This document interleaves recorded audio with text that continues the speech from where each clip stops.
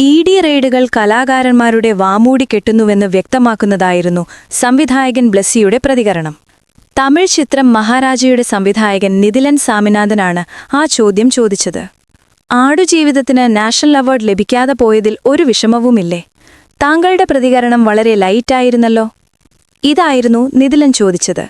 അതിന് ബ്ലെസ്സി പറഞ്ഞ മറുപടിയാണ് ഇപ്പോൾ ചർച്ചയാകുന്നത്. എത്ര ഉറക്കെ സംസാരിച്ചാലും ഒന്നും സംഭവിക്കില്ല നിതിലൻ. പക്ഷേ സ്വസ്ഥത നഷ്ടപ്പെടും. ഇ.ഡിയുടെ വേട്ടയാടലും പ്രതീക്ഷിക്കാം.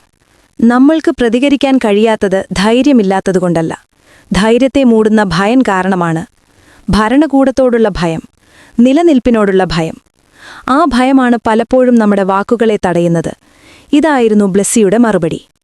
കേന്ദ്രത്തിന്റെ ഇ.ഡി. റെയ്ഡുകൾ കലാകാരന്മാർ എത്രമാത്രം ഭയക്കുന്നുണ്ടെന്ന് വ്യക്തമാക്കുന്നതായിരുന്നു ബ്ലെസ്സിയുടെ വാക്കുകൾ. ഗുജറാത്ത് കലാപത്തെ സത്യവിരുദ്ധമായി കാണിച്ചുവെന്നാരോപിച്ച് പൃഥ്വിരാജിന്റെ എമ്പുരാൻ സിനിമ വൻ വിവാദം സൃഷ്ടിച്ചതിനു ശേഷമായിരുന്നു നാഷണൽ അവാർഡുകൾ പ്രഖ്യാപിക്കപ്പെട്ടത്. ഈ വാർത്ത ഇഷ്ടമായാൽ ലൈക്ക് ചെയ്യൂ, ഷെയർ ചെയ്യൂ. നിങ്ങളുടെ അഭിപ്രായം കമന്റായി രേഖപ്പെടുത്തൂ.